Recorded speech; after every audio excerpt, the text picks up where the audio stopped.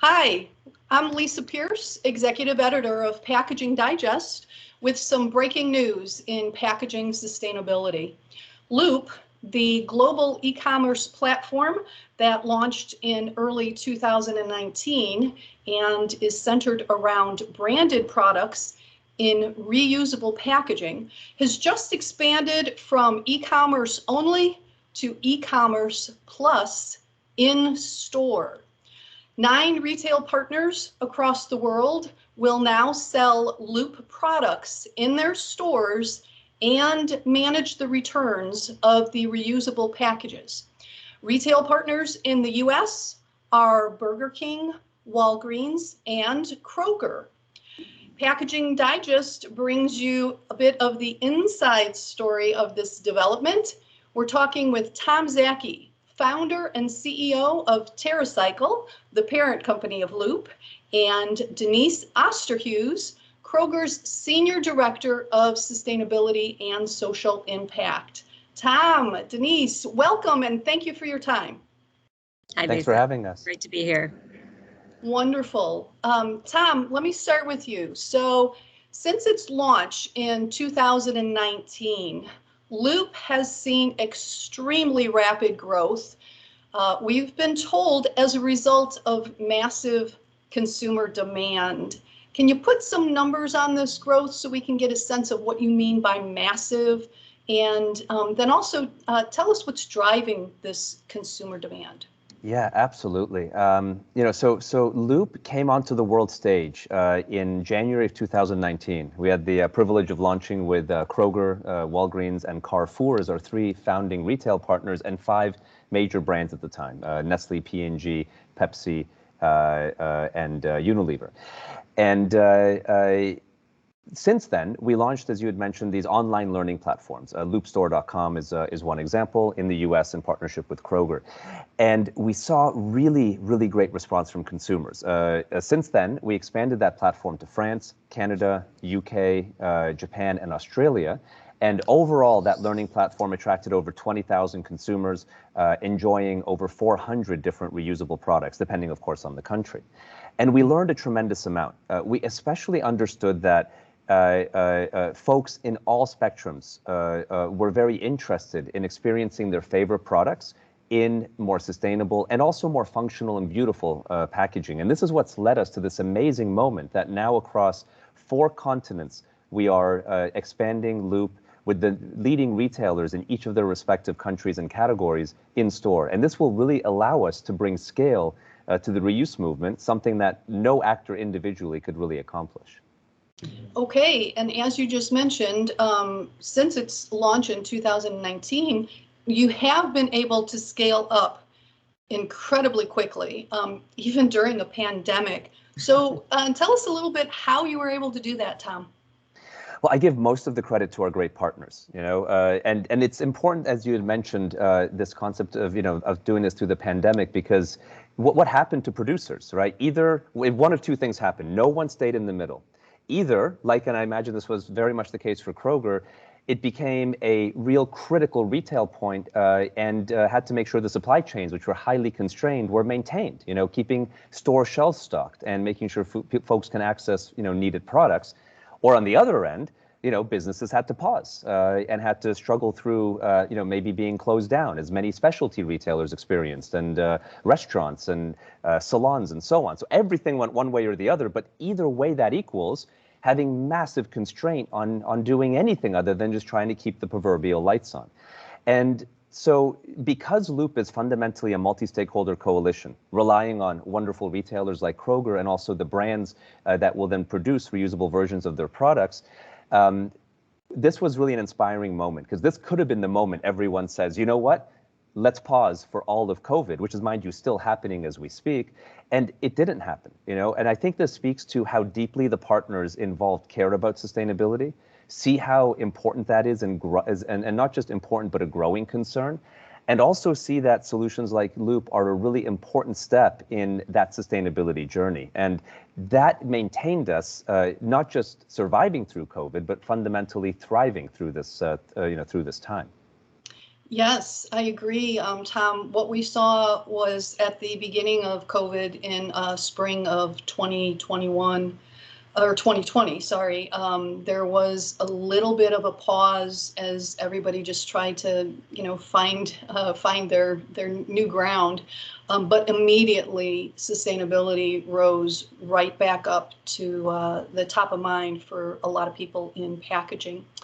So, Tom, how do you think that this in-store expansion is going to impact Loop's e-commerce sales? Are we thinking, more exposure, more interest overall? Are they both going to fuel each other? Well, it's a very good question. And the Loop Store platform that we created in partnership with Kroger here in the US was always intended as a learning platform. We are here to not do anything anyone does, right? So we're using the best manufacturers out there to produce products, whether it's, Clorox on their wipes or Gerber on baby food and so on and so forth. But then also, we have the best retail partners one could ever possibly dream of. And retailers like Kroger really know how to get the best products to consumers in the most convenient and affordable way possible. So let those actors play those roles. So what that means to your question is that the loopstore.com platform is going to sunset and cease operation as we go in store with our retail partners. Now, what is important to note is our retail partners are first starting with in-store deployments, and that is really important for reuse because the consumer can take part in bringing the packaging back to the store, which is a big cost burden if you're doing reuse through e-commerce. So actually reuse through in-store is a significantly more economic proposition or better economics. But we are also working with our partners, our retail partners, to enable e-commerce, but through their robust capabilities.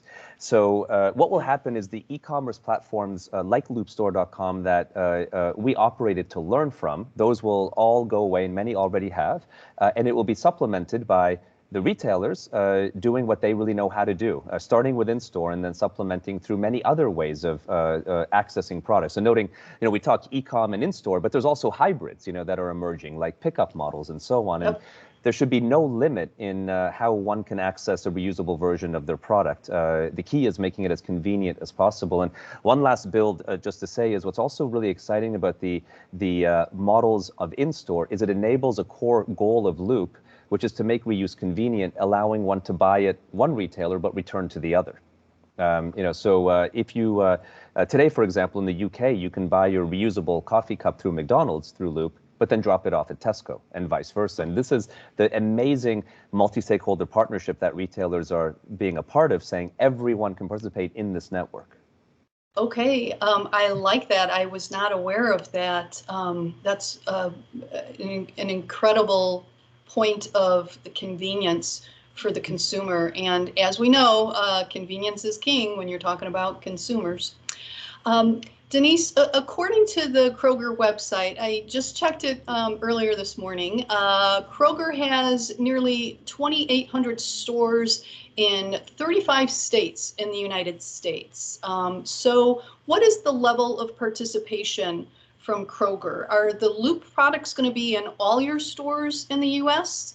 And, once you answer that, then go into the deeper question of why did Kroger decide to do all of this? Okay, no, that's great. Happy to. So our pilot is truly going to be a pilot because we really want to test and learn. So we are first introducing an assortment of Loop products at 25 of our Fred Meyer stores in the Portland area. So that will be the initial kind of test and learn phase. We're actually going to start with a rollout of 10 stores and then learn as we go and make some adjustments. But ultimately, the Fred Meyer pilot with Loop will be about 25 stores. And then the goal there is to get our customers involved and engaged and participating. We think it'll be important to do in-store so that they can see and touch and feel these new items and hopefully buy them and enjoy them and return them again to be reused. So, okay, Denise, if I could just clarify, Portland, Oregon? Yes. Thank you. Yes. Out in the Pacific Northwest, we think, we know our customers pretty well, and we know a lot of our customers in the Portland area care deeply about our planet and about having more sustainable choices. So we think that they will be a great place to start and to experience the Loop platform. Wonderful. And so the bigger question, why did Kroger decide to do this? All of Loop to have the broader question, but then most specifically the in-store. So when Tom talked about the Loop launch at Davos, I think the first time we heard about Loop, the Kroger team thought it aligned perfectly with our mission that is zero hunger, zero waste. So our plan is really for a future with zero waste packaging. So this is a great convenient alternative to disposability and single-use consumer packaging. So we're excited to try it, and we felt like it just matched perfectly our zero hunger, zero waste social and environmental impact plan, which we launched actually almost exactly 4 years ago.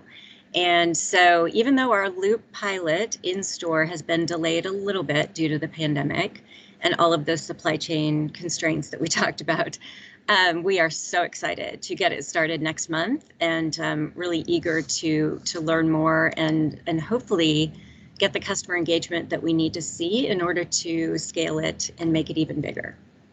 Okay, Tom, just a little clarification. There's going to be an overlap while the in-stores are still pilots with the e-commerce platform? Yes, absolutely. Okay. And further, if you were an early adopter of our e-commerce platforms, beyond, of course, thanking you for helping us build, what we have so far, you'll be able to return your products through our e-commerce platform for quite a while after sales cease. And then this is the exciting part again about this idea of buy anywhere, return anywhere, is you can then still drop them off years later if you wish. If deposits never expire at any participating store. And I think if you take a step back, today we do have scaled national reuse models that exist. We just may not know them. It's our propane tanks. It's our beer kegs. Yes. But try taking the empty beer keg back to where you got your propane tank, and vice versa. You won't be so successful taking your propane tank back to the beer store where you got your beer. And this is exactly the collaboration that we need through retailers, because your recycling bin does not care where you purchase the product. But in any other reuse system, it somehow does. And I think this is where this sort of partnership works very well, where retailers like Kroger have said, hey, the more retailers around us, participating, the better, and everyone plays in the same network, making it more efficient for absolutely everyone. Okay. Excellent. That again, Tom, you've kind of thought through all the various, potential examples of how this can happen. And that was one of the other questions that I had, because in the e-commerce version, the consumer gets their shipping container, their products in their very beautiful and functional shipping container from Loop. And then that's how they also return them using UPS for the returns. So are the retail stores going to be using UPS for the returns of the empty containers, or are there other logistics already in play for this? It will be different. So one of the beautiful things about working with physical retailers is that we don't need to have large devices that help protect packaging and also keep packaging or product chilled or frozen in the supply chain. And so with Kroger, we've designed custom-built Loop recollection points. This has been a great collaborative effort that you'll be able to find in front of every participating Fred Meyer store, very clearly labeled.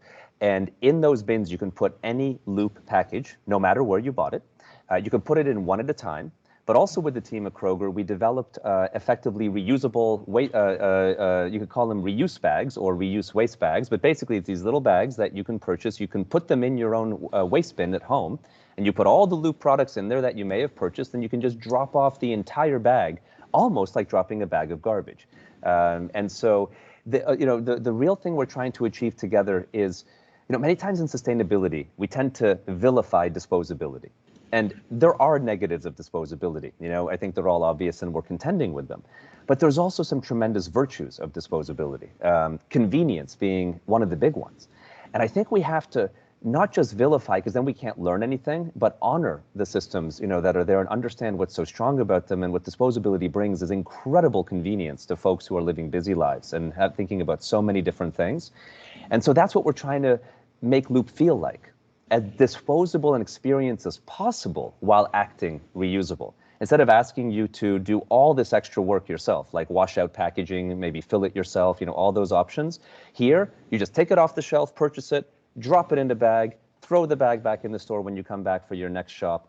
And we will continue to collaborate with our retail partners like Kroger and brand partners to keep learning on how we can be as convenient as possible. I mean, you mentioned that, the feeling that we sort of figured it out. And this is what is beautiful about a multi-stakeholder collaboration is most of the concepts come from all the different places, and we get to learn from all this and bring it together and then keep learning because I am sure it will keep evolving as the proverbial rubber meets the road.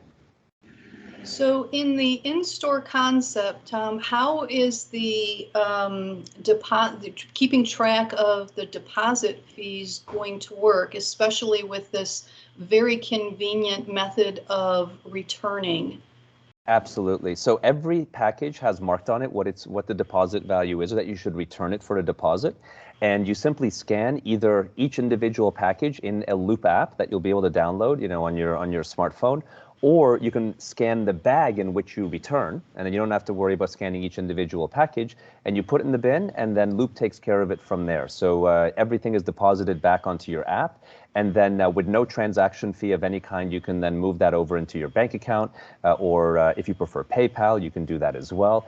And then we are working with our retail partners to think about how to make that even more exciting, perhaps link it up with loyalty systems and others over time.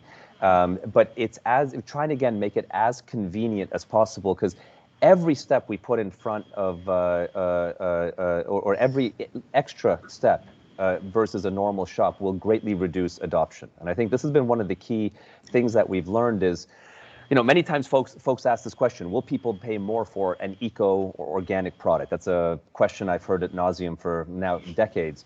And I think it's perhaps maybe not the right question. You said it earlier, convenience is key. And so convenience is a gate.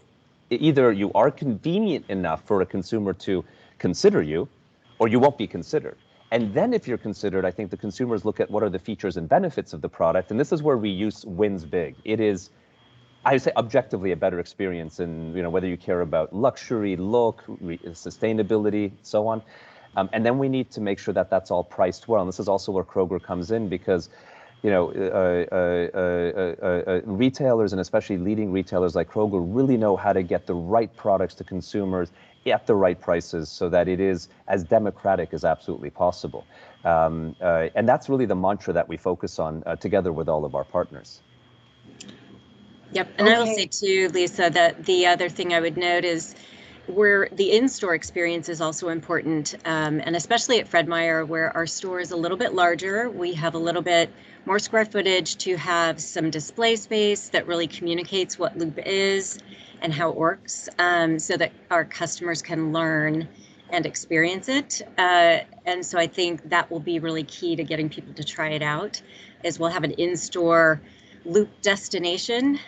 So it won't be integrated throughout the store at this time, but I think that's for really clarity of communications and being able to answer questions. We'll have a Loop ambassador there to explain how it works to customers as they go by and answer questions and gather feedback, because we really want to learn what our customers think. Even though we do have some data from Loop from other countries, U.S. consumers might be a little bit different. And so a little bit different animal. Yep. Right. So we do know that U.S. Customers in some locations are accustomed to, for example, a deposit structure for some items in some states. So this will just be another opportunity to kind of test that sort of program to see if that will drive engagement too. Love the idea of incentives. So someday, yes, we'd love to think about how to reward or, give incentives to customers for participating in these kinds of programs that are really all about giving our customers easy ways to live a more sustainable lifestyle, which is really what we're trying to do. Okay, excellent. I did wonder about, why putting the Loop products in their special section, but that makes perfect sense, of course.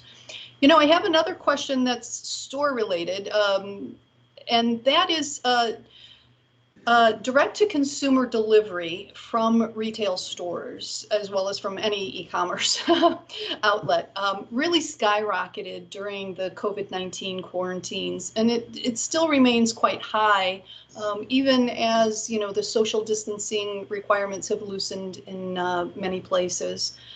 The new shopping processes, though, has caused quite a reconfiguration of store layouts to be able to accommodate this extra need for the picking and the packing and the storage of these, you know, shopping carts before they're delivered to the consumer. So this new element, this added new element of handling and managing the reusable containers, I would think also requires kind of a rethinking of how stores work on the back end. Denise, can you talk about that just a little bit? You know, maybe what were some of the challenges and how did you solve them?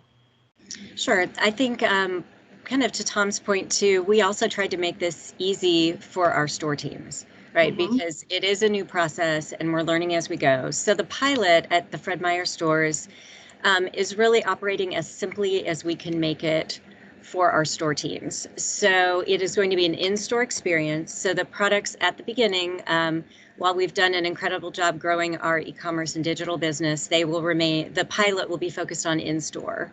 So customers who are shopping there. And then ultimately, we will probably learn as we go and make some adjustments to grow hopefully into e-commerce as well. But I think we're trying to keep it simple. And so the collection will be done out in a bin that's branded with Loop outside the store. And so customers can bring their items back in their Loop bag, drop them in the collection bin, and then there will be a pickup service that comes around and collects those for reuse and refill with the CPGs. But we are trying not to change our in-store processes dramatically.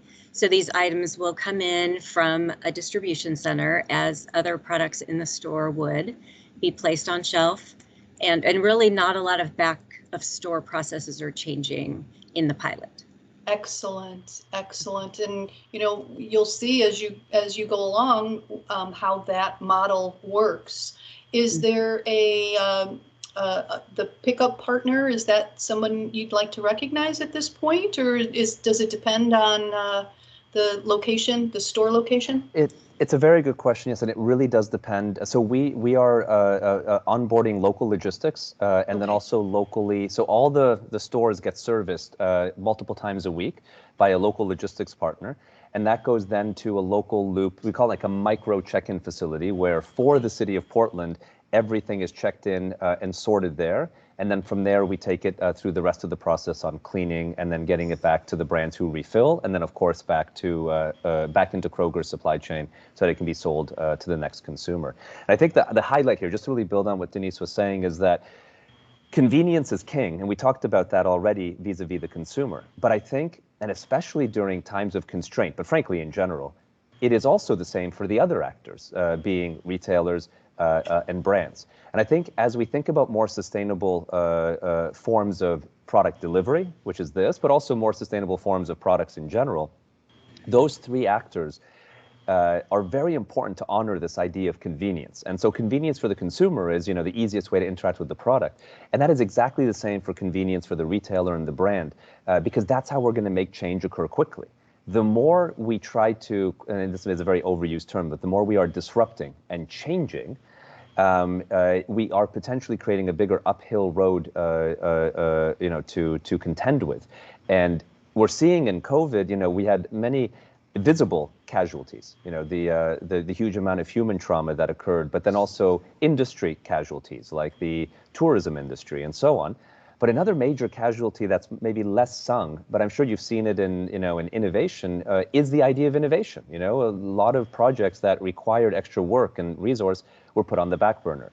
And this is why we're just so thrilled that, you know, our partners maintained this particular project as a priority through this time. And a big part of that, I think, is how do we try to make it as least disruptive as possible while creating the most net change? Well, Tom, I think a lot of that might be due to your vision, your enthusiasm, and your gift of being able to bring people along. I don't know how to phrase that any better, but you really are gifted at that. Well, thank you. I would just mention too, I was just going to yes. mention one more thing. So in our assortment, the initial assortment will be about 20 Loop items in our stores. There will be 2 Simple Truth brand items as well, which is one of our brands as Kroger, one of our store brands. So excited to have those in the assortment. We'll share more of the list of partner brands when we get closer to the launch date, which will be mid-October. So more to come. What a fantastic way of strengthening that support that Kroger has for the Loop initiative overall. Denise, I'm so glad you pointed that out. This is exciting news. Congratulations. I do have one final question because I just have to ask, Tom, what's next for Loop? What more do you want to accomplish in this reusable packaging quest that you've championed for so long? Well, thank you for asking. And, we are just at the very, very beginning of this journey, and it has been quite blistering in pace. So we are at the first wave was really focusing on fast-moving consumer goods, your packaged beverage, food, home care, personal care. With the brands people enjoying those categories at the retailers where they buy them today. And that's a lot of what we spoke about at the moment. The next area is really the QSR, quick serve restaurant area that we're focused on, live already with McDonald's, launching soon with Burger King, Tim Hortons, and others. The next wave after that is looking at how wide can reuse go. We believe pre-fill, one of those 3 modalities I mentioned earlier, has the biggest width opportunity for reuse. And so this past Monday, we launched with Procter & Gamble the first reusable diaper platform in Loop for reusable cotton diapers. And we will be launching textiles as well with a retailer in Europe. And so we want to really experiment to see how far reuse can go. Now, I want to highlight, reuse is not a silver bullet. In fact, I don't believe there's a single silver bullet in the concept of sustainability, perhaps other than rethinking how much net stuff we consume. But within the act of buying, I think that we need to really have a multi-pronged approach, reuse being one, and let's see how wide and far reuse may go. Recycling is incredibly and critically important at scale. What is the role of compostability? And that's just in the questions of packaging, not anything else. So I think it's really a mosaic of solutions coming together with actors that are interested in leaning in. And I think that's right. I would say too, our packaging sustainability goals for 2030 are really that, for example, the Our Brands store brand portfolio would be 100% in reusable, recyclable, or compostable packaging. So we believe reuse and testing an innovative platform like Loop is really one key part of our packaging strategy overall to really achieve our sustainability goals. So this is a big part of what we want to learn and find out. And we are also working with TerraCycle on recycling for Our Brands flexible packaging, which is often not accepted in curbside programs, but offers incredible, food safety and food quality attributes that are important for us to have for some of our items. So that program started with Simple Truth last year. We were excited to scale it to the entire Our Brands flexible packaging portfolio this spring around Earth Day, and excited to see consumer engagement there. So a lot of our customers are collecting Our Brands packaging, so Kroger brands, Simple Truth, Private Selection, and more. And then with our partners at TerraCycle, get that product into recycling streams.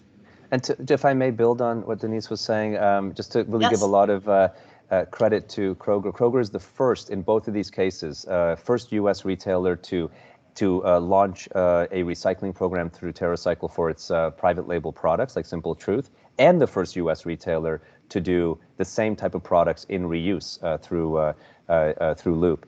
And so we are just really honored with the leading innovation here and look forward to continuing to build some exciting things together. Great. Excellent. And we look forward to hearing about those future exciting developments as we have also just heard about this and the expansion into in-store for Loop and Kroger. So Tom, Zachy,